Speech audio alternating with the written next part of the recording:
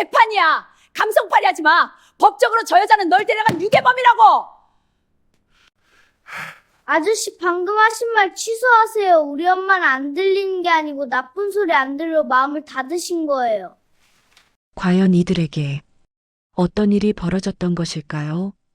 이야기 속으로 함께 가볼까요? 구독과 좋아요는 다음 사연을 전하는데 큰 힘이 됩니다. 어디서 듣고 계신지 댓글 남겨주세요. 구독자님들의 사연도 궁금합니다. 세상에는 두 종류의 소리가 있습니다. 입 밖으로 나와 공기를 울리는 소리, 그리고 가슴 안에서만 맴돌다 사가버리는 소리. 여기 25년째 소리 없는 전쟁터에서 살아온 한 여자가 있습니다. 경기도 외곽의 낡은 재래시장. 새벽 4시의 공기는 살을 애는 듯 차갑지만 순등내 국밥집의 가마솥은 벌써 붉은 불꽃을 집어삼키고 있습니다. 영순 씨는 오늘도 말 한마디 없이 묵묵히 고기를 썹니다. 사실 그녀는 말을 안 하는 게 아니라 듣지 못하는 겁니다. 그녀에게 세상은 물속에 잠긴 듯 고요합니다. 손님들이 무어라 떠들든 영순 씨는 오직 입모양만으로 세상을 읽어내죠. 장애가 약점이 될까봐 그녀는 일부러 더 무서운 표정을 짓고 더 거친 손놀림으로 국밥을 내놓습니다. 시장 사람들은 그녀를 귀머거리 욕쟁이라고 부릅니다. 아유 영순아, 오늘도 인상 좀 피고 살아. 국밥에 독 들었을까봐 무서워서 먹겠나? 상인의 농담을 알아듣지 못한 영순 씨는 그저 툭 고기 한 점을 더 얹어줄 뿐입니다. 그게 그녀만의 투박한 대화법이니까요. 그녀의 삶에 기적이 찾아온 건 25년 전 이맘때쯤이었습니다. 남편도 아이도 없이 홀로 국밥집 문을 닫으려던 영순 씨의 눈에 가마솥 옆 낡은 라면 박스 하나가 들어왔습니다. 창밖에는 바람이 매섭게 휘몰아치고 그 사이로 아주 희미하게 꺽꺽거리는 아기 울음소리가 납니다. 그러나 영순 씨는 소리를 듣지 못했습니다. 하지만 가슴이 먼저 반응했죠. 박스 안에는 갓 태어난 핏덩이가 얼굴이 새파랗게 질린 채 누워 있었습니다. 쪽지 한 장 없었습니다. 그저 낡은 보자기 하나에 쌓인 채 꺼져가는 불씨처럼 가쁜 숨을 내쉬고 있었죠. 영순 씨는 아이를 품에 안았습니다. 그때 알았습니다. 아이의 심장 박동이 자신의 가슴을 타고 전해지는 그 진동이야말로 그녀가 평생 기다려온 유일한 소리였다는 것을요. 영순 씨는 결심했습니다. 내 귀는 다쳤어도 이 아이의 세상만은 가장 환한 소리로 채워주겠노라고 다짐했습니다. 아이는 어느덧 무럭무럭 자라 7살이 되었습니다. 아저씨, 방금 하신 말씀 취소하세요. 우리 엄마는 귀가 안 들리는 게 아니라 아저씨같이 무례한 소리를 안 들으려고 마음을 닫으신 거예요. 꼬마 하주는 덩치 큰 손님 앞에서도 기죽지 않고 똘망똘망하게 말을 잘했습니다. 영순 씨의 귀가 되어준 건 하늘이 점지해준 아들 하준이었습니다. 하준이는 7살 때 이미 깨달았습니다. 엄마의 세상은 고요하다는 것을. 그때부터 하준이는 엄마의 그림자가 되었습니다. 하준이는 천재였습니다.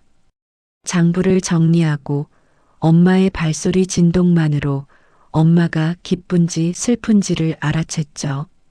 시장 상인들이 영순 씨를 속이려 들 때마다 하준이는 어디선가 나타나 조목조목 따졌습니다. 어린아이의 입에서 나오는 논리정연한 말들에 어른들은 혀를 내둘렀습니다. 영수는 거친 수어와 안 나오는 목소리로 하준아 엄마가 싸우지 말라고 했지. 그냥 둬. 엄마, 내가 다 들려줄게. 세상 사람들이 엄마한테 하는 예쁜 말들, 내가 다 적어서 엄마한테 보여줄게. 그러니까 속상해하지 마. 영순 씨는 글도 모르는 아들이 적어온 종이를 보며 눈물을 훔쳤습니다. 거기엔 엄마 국밥 최고, 영순 씨 예뻐요. 같은 하준이의 예쁜 거짓말들이 가득했으니까요. 세월은 흘러 좁은 국밥집에서 나던 구수한 육수 냄새는 하준이의 빳빳한 법봉 냄새로 바뀌었습니다. 하지만 평화는 그리 길지 않았습니다. 하준이가 대한민국 최고의 변호사가 되어 돌아온 그날, 영순 씨의 국밥집 앞에는 검은 세단 한 대가 멈춰섭니다. 차에서 내린 화려한 차림의 여인. 그녀의 눈은 영순 씨가 아닌 하준을 향해 있었습니다. 25년 전 차가운 가마솥 옆에 아이를 버렸던 그 비정한 눈동자와 똑같은 눈을 한 여인이었습니다. 소리 없는 세상에서 아들을 지켜온 영순 씨.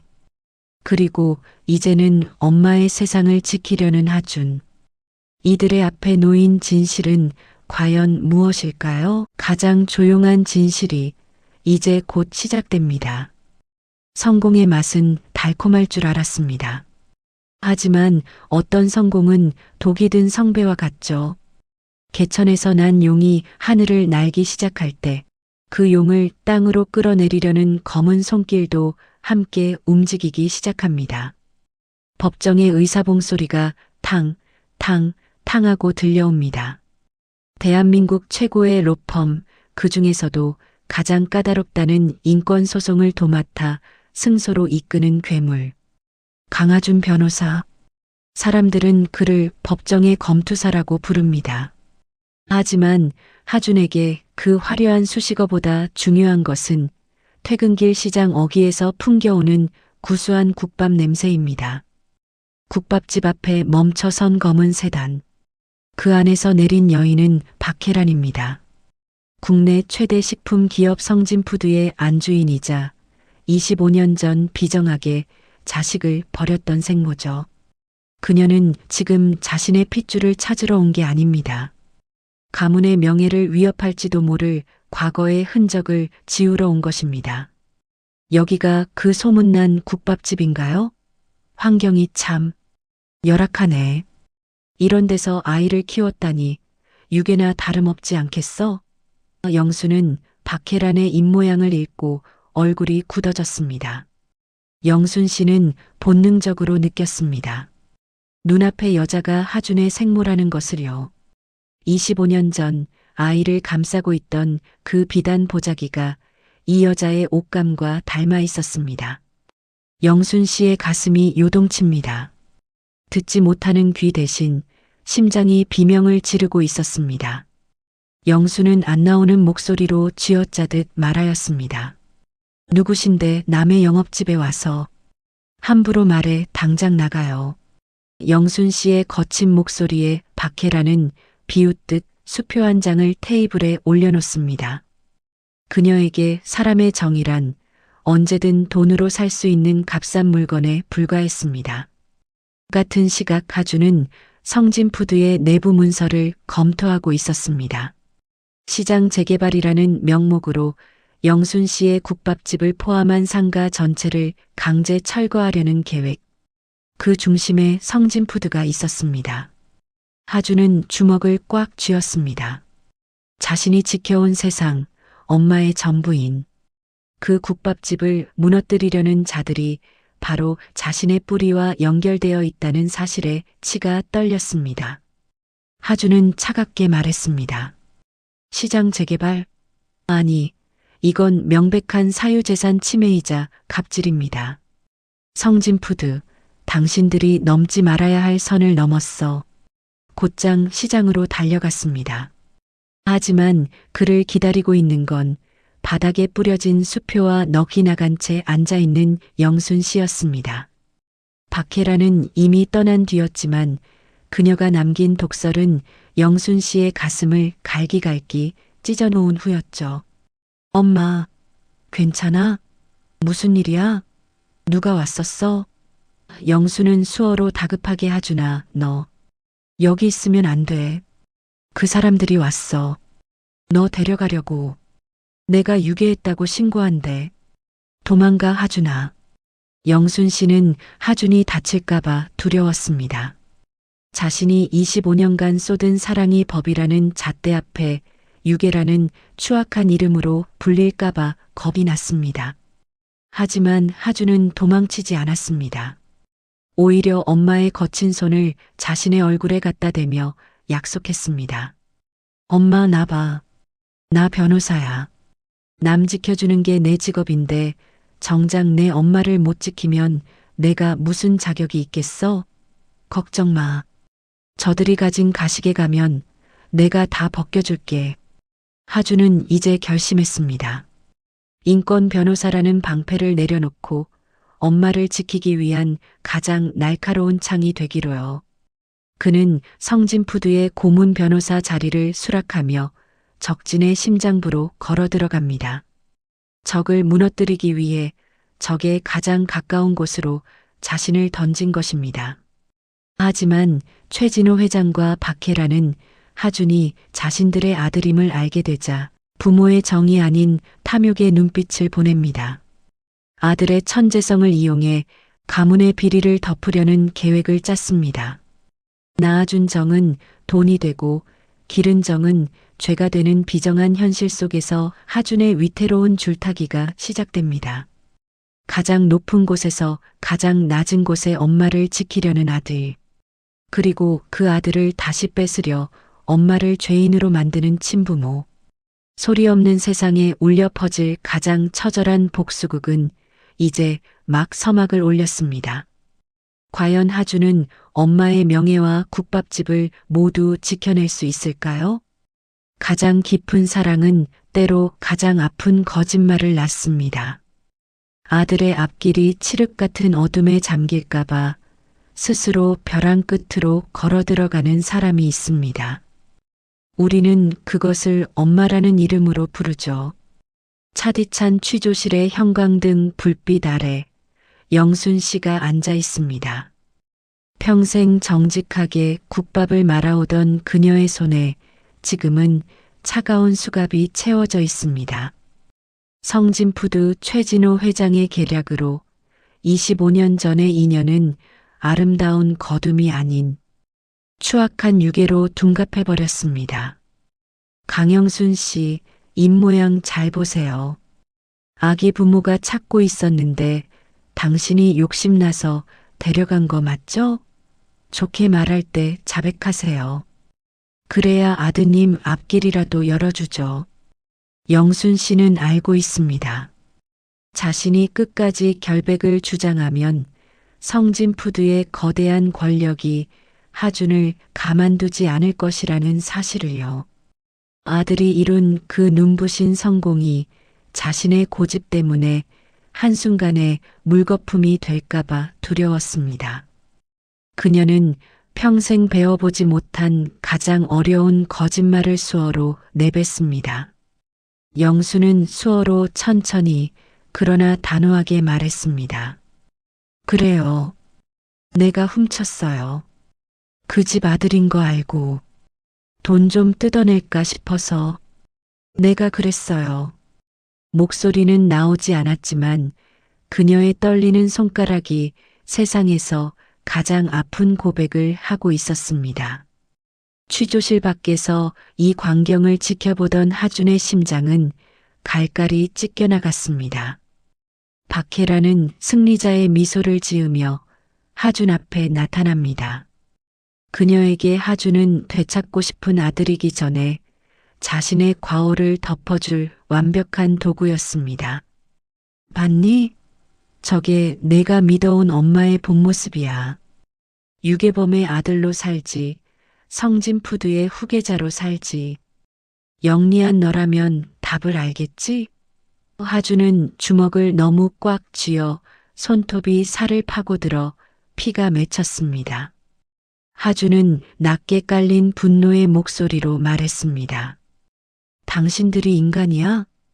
당신들이 버린 날 그 차가운 가마솥 옆에서 날 살린 게 누구인데? 감히 당신들이 엄마를 죄인으로 만들어?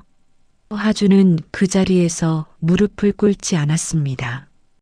오히려 눈물이 고인 눈으로 박혜란을 똑바로 쳐다봤습니다. 그 눈빛은 예전의 순수한 아들이 아니었습니다. 적의 심장을 꿰뚫기 위해 스스로 괴물이 되기로 결심한 사냥꾼의 눈이었죠.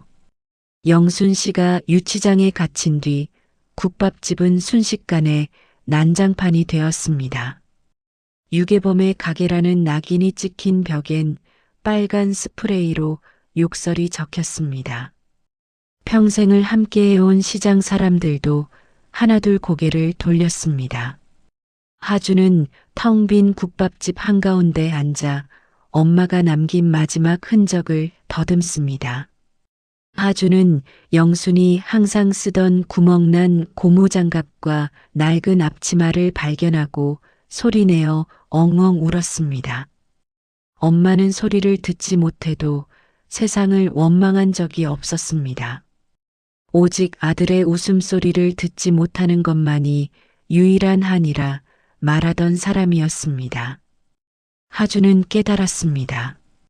이제 자신이 해야 할 일은 세상의 소리를 엄마에게 전달하는 게 아니라 엄마의 억울한 침묵을 세상에 소리치는 것이라는 사실을요.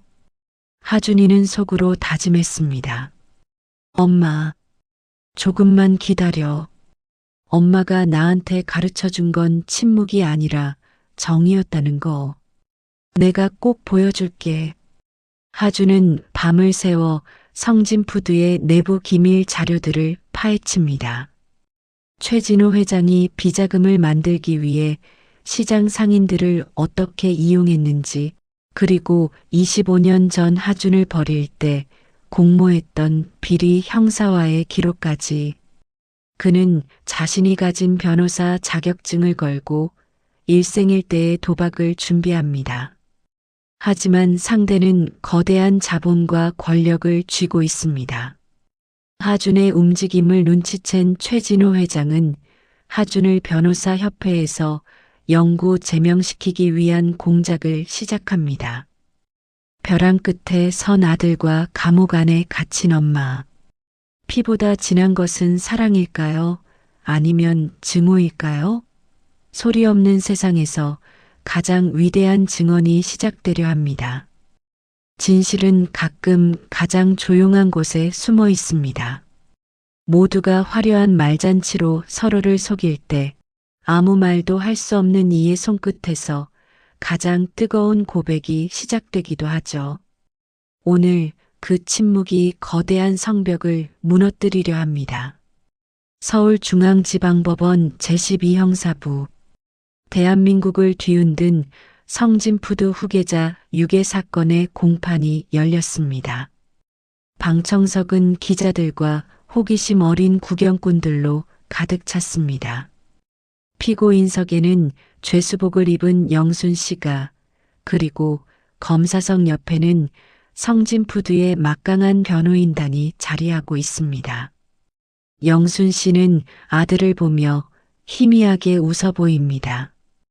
그 미소에는 나는 괜찮으니 너는 어서 저 빛나는 곳으로 가라는 마지막 당부가 담겨 있었죠. 하지만 하준의 생각은 달랐습니다. 그는 오늘 변호사라는 직업을 걸고 가장 위험한 도박을 시작합니다. 피고인 강영순, 마지막으로 할 말이 있습니까? 자백한 내용 외에 추가할 진술이 있다면 하세요. 영수는 수어로 없습니다라고 표하려다 멈칫한다. 그때 하준이 자리에서 일어나서 재판장님, 피고인의 변호인이 아닌 25년 전 그 사건의 당사자로서 증언을 신청합니다. 제가 바로 저 여인이 유괴했다고 주장하는 그 아이입니다. 박혜란의 얼굴이 하얗게 질립니다. 하준은 당당하게 증인석으로 걸어나갑니다. 그는 품속에서 낡고 때 묻은 종이 뭉치들을 꺼내놓습니다. 그것은 어린 시절 하준이 엄마 영순 씨를 위해 적었던 예쁜 거짓말들이었습니다. 이 종이들에는 제가 엄마에게 들려주고 싶었던 세상의 소리가 담겨 있습니다. 하지만 정작 제가 들어야 했던 소리는 이 종이 뒤에 있었습니다. 하준의 종이 뭉치를 뒤집어 뒷면을 보여준다. 거기엔 영순이 삐뚤빼뚤하게 적어 내려간 가계부가 있었다. 하준이 새 신발 3,000원, 하준이 우유 500원, 그리고 그 옆에 적힌 짧은 낙서. 내 아들 하준이 엄마가 못 들어서 미안해. 글자도 제대로 모르는 영순 씨가 오직 아들을 위해 밤낮으로 연습하며 적어 내려간 사랑의 기록이었습니다. 하준이는 목이 메는 듯하지만 단호하게 유괴범이 아이를 위해 25년간 매일 아침 가마솥불을 지핍니까? 유괴범이 자신의 귀 대신 아들의 세상을 채우려 밤새 글자를 연습합니까? 여기 계신 박혜란 씨, 당신은 25년 전 저를 버릴 때 어떤 글자를 연습하셨습니까? 박혜란 당황하며 소리치며 말했습니다. 이건 재판이야. 감성팔이 하지 마. 법적으로 저 여자는 널 데려간 유괴범이라고. 그때였습니다. 하준이 준비한 결정적인 증거가 법정 대형 화면에 띄워집니다. 25년 전 성진푸드 별장 근처 폐쇄회로 화면 복원 영상과 당시 사건을 은폐했던 퇴직 형사의 양심선언문. 박혜란이 직접 아이를 박스에 담아 유기하는 장면이 흐릿하지만 분명하게 나타납니다. 영순 씨는 화면 속 내용을 알지 못합니다. 그저 눈물 흘리는 아들을 보며 같이 울 뿐입니다. 아들의 고통이 자신 때문인 것만 같아 가슴을 칠 뿐이죠. 한국의 어머니들에게 자식은 세상의 전부이자 자신의 죄를 대신 짊어질 십자가이기도 합니다. 하준은 영순을 향해 수어로 말합니다. 엄마, 이제 무서운 표정 짓지 마. 이제 욕쟁이 할머니 안 해도 돼. 내가 엄마의 목소리가 될게. 세상에서 가장 큰 소리로 엄마가 얼마나 위대한지 말할게. 영수는 하준의 수어를 읽고 오열하며 수갑찬 손으로 하준의 얼굴을 어루만졌습니다. 재판은 반전에 반전을 거듭하며 성진푸드의 비리와 박혜란의 유기죄를 묻는 방향으로 흘러갑니다. 하준의 창은 적의 심장을 꿰뚫었고 영순의 침묵은 가장 강력한 증언이 되었습니다. 하지만 승리의 기쁨도 잠시 법정을 나서던 하준에게 의문의 전화 한 통이 걸려옵니다. 강하준 변호사, 당신이 찾은 게 전부라고 생각하나? 25년 전 당신을 버린 건 박혜란 혼자가 아니야. 하준의 눈동자가 흔들리며 법원 기둥 뒤에 숨어있는 그림자를 발견했습니다. 진실의 문이 열리자마자 마주한 더 거대한 어둠. 하준과 영순 씨에게 닥칠 진짜 폭풍은 이제부터 시작이었습니다. 가장 어두운 밤을 지나온 사람만이 아침 햇살의 소중함을 압니다. 피보다 진한 사랑으로 서로의 세계를 지켜낸 모자. 그들이 써내려간 25년의 침묵이 드디어 가장 아름다운 목소리가 되어 울려 퍼지려 합니다. 평화로운 시장의 아침 소리와 함께 도마 위에서 경쾌하게 울리는 칼질 소리. 폭풍이 휩쓸고 간 순등내 국밥집. 성진푸드의 권력은 무너졌고 박혜란과 최진호는 법의 심판을 받았습니다. 하지만 하준에게 가장 중요한 승리는 법정 밖에서 기다리고 있었습니다. 하준은 거액의 보상금 대신 엄마의 잃어버린 소리를 되찾아주는 길을 선택했습니다.